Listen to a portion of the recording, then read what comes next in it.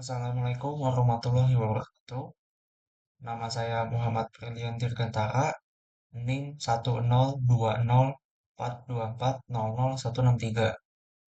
Saya dari kelas SI 2401. Pada video ini, saya akan menjelaskan pengerjaan tugas pendahuluan modul 2 mata kuliah penambangan data atau data mining yang membahas tentang regression dan clustering.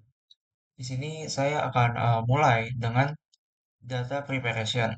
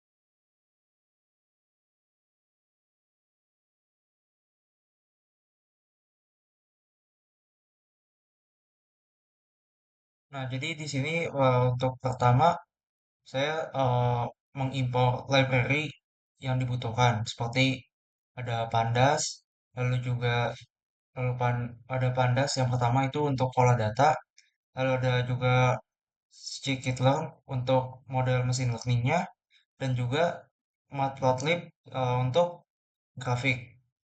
Sini saya juga sudah memuat dataset TP2 CSV ini ya. Tadi sudah diupload juga. Nah, datasetnya ini sesuai dengan petunjuknya itu tadi berisi data transaksi seperti sales, quantity, dan juga profit. Nah, di sini setelah tadi kodenya sudah berhasil di-run tanpa error, outputnya seperti ini. Lalu sebelum masuk ke tahap selanjutnya, Sini saya akan menjelaskan perbedaan dasar antara regression dan juga clustering. Oke, jadi linear regression itu adalah supervised learning. Karena kita tuh punya target yang ingin dicapai atau ingin ditebak gitu ya. Seperti misalnya profit. Sedangkan K-means clustering ini adalah unsupervised learning.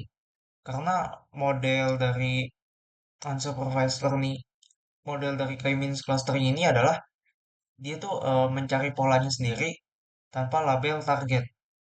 Nah, di sini sekarang saya akan membagi data menjadi 80% untuk latihan dan juga 20% untuk pengujian. Sini saya tambahkan lagi sel yang baru. Oke, X sama dengan DF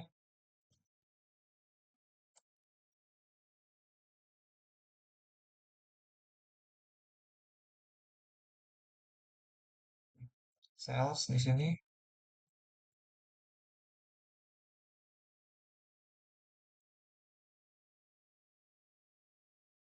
Y-nya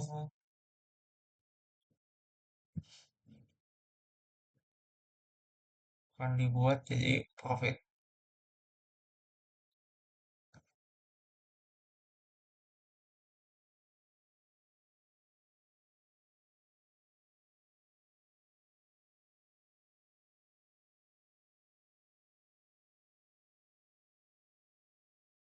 Lalu untuk di bawahnya kita akan split datanya jadi 80-20. Ya, ini X, T.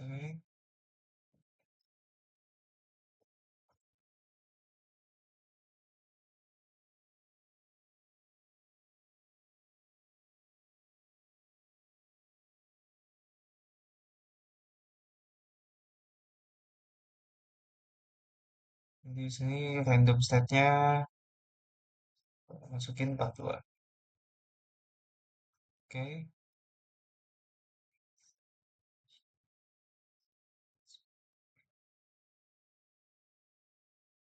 Nah, di sini oke, kita run lagi coba. Oke, di sini bisa terlihat kodenya berhasil tanpa kendala.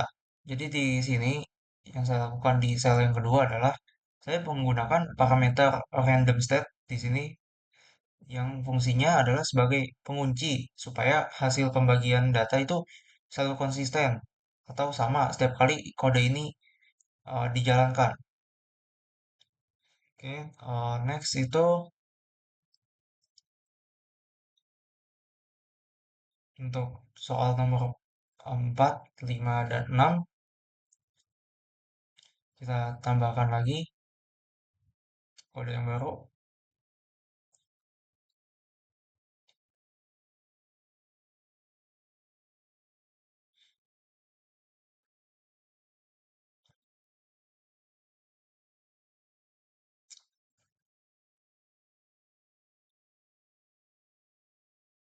Pertama kita akan latih modelnya dulu.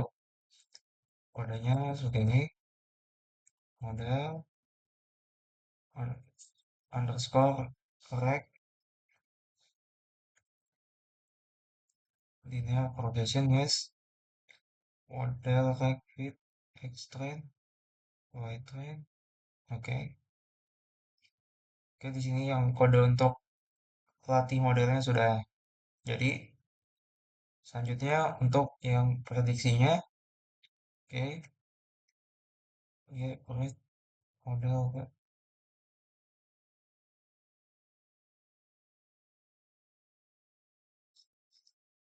Nah, oke, di sini yang prediksi juga sudah jadi. Lalu selanjutnya ini untuk menampilkan koefisien dan juga koef dan juga interceptnya. Sini print ya koefisien pertama yang atas tuh kita akan untuk koefisien dulu. Oke,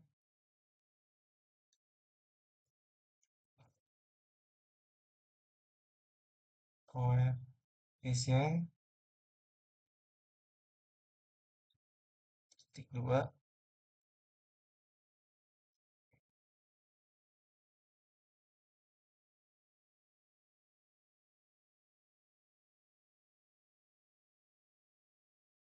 Nah, di sini untuk kode untuk menampilkan dan juga koefisien dan juga interceptnya sudah jadi.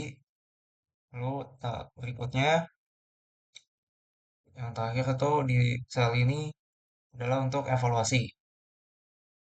Oke, di sini ada kita print lagi, print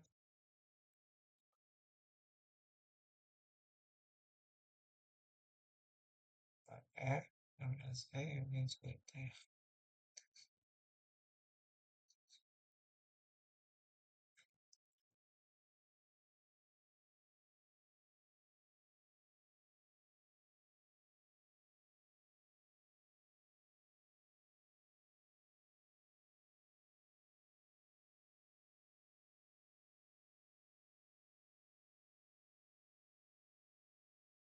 Oke, di sini untuk evaluasinya juga sudah jadi. Lalu kita akan coba untuk running lagi kodenya. Oke, nah di sini saya melatih model menggunakan fungsi fit tadi di awal ini dan juga melakukan prediksi dengan predik ini ya. Dan dari hasil ini kita akan mendapatkan koefisien atau kemiringan garis dan juga intercept atau titik potong di sumbu Y. Untuk evaluasi, di sini saya menggunakan mean square error atau di sini saya singkat jadi MSE ya. Untuk nah fungsinya MSE ini tuh supaya kita bisa lihat rata-rata dari kesalahan kuadratnya. Sedangkan yang terakhir di sini lainnya R, R squared ini fungsinya untuk ngelihat seberapa baik model kita menjelaskan variasi data. Lalu setelah tadi kodenya bisa di-run tanpa kendala, di sini bisa dilihat output dari koefisien, intercept, mean squared error, dan juga R squared-nya. Oke. Oh, nah, sekarang untuk soal selanjutnya, kita akan pindah ke clustering. Untuk mencari jumlah kelompok atau cluster yang paling pas, kita akan menggunakan namanya elbow method. Atau secara harfiah itu eh, metode sikut gitu ya, elbow. Nah, elbow method ini, itu maksudnya kita akan mencari di mana penurunan inersia mulai melambat dan juga membentuk siku pada grafik. Di sini saya akan mulai menginisiasi model K-means dengan jumlah cluster K tertentu. Seperti biasa, kita akan mulai dari sel yang baru. Oke, di sini K-means, K-means, kemudian K-means, oke, n cluster sama dengan, tapi di sini n clusternya saya ubah jadi 3, gitu ya. K-means with X, oke. Nah, ini sudah jadi untuk inisiasi model dengan K sama dengan 3 sebagai contohnya. Lalu next itu kita akan bikin kode untuk silhouette score-nya.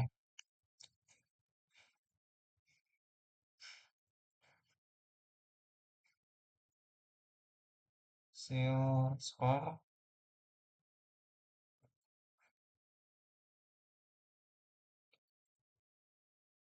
kita bikin variabel sini. Silhouette score x get variable scoring. Oke, di sini untuk hitung silhouette score-nya juga sudah jadi. Lalu kita akan coba untuk run lagi. Nah, jadi setelah tadi modelnya sudah dilatih, di sini saya menghitung silhouette score-nya. Jika nilainya itu mendekati 1, positif 1, itu artinya klasternya sudah sangat bagus dan terpisah secara jelas. Tapi jika 0, itu berarti datanya itu ada di perbatasan klasternya. Dan jika negatif, maka itu berarti datanya kemungkinan besar salah masuk kelompok.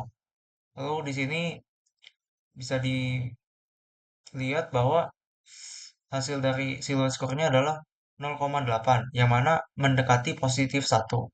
Berarti bisa diinterpretasikan sebagai datanya ini, klasternya ini sudah sangat bagus dan terpisah secara jelas. Lalu untuk soal 10 dan juga 11, saya akan menjelaskan tentang teknik validasi yang bernama Adjusted Rand Index atau yang biasanya disingkat sebagai ARI. Nah, ARI ini atau ARI gitu ya. ARI ini digunakan sebagai pembanding hasil clustering model dengan label yang asli yang sudah ada untuk melihat seberapa akurat sih pengelompokannya. Nah, lalu terakhir dalam mesin learning kita juga harus menghindari dua kondisi. Yang pertama itu disebut dengan overfitting, di mana modelnya ini terlalu pintar di data latihan, tapi biasanya gagal di data baru. Lalu yang kedua ini setelah over, under, yaitu underfitting. Nah, di model ini tuh justru kebalikannya. Ini terlalu sederhana, sehingga nggak bisa belajar dengan baik di data manapun. Sekian penjelasan saya tentang tugas pendahuluan modul 2 data mining ini. Terima kasih atas perhatiannya. Kurang lebihnya mohon maaf. Wassalamualaikum warahmatullahi wabarakatuh.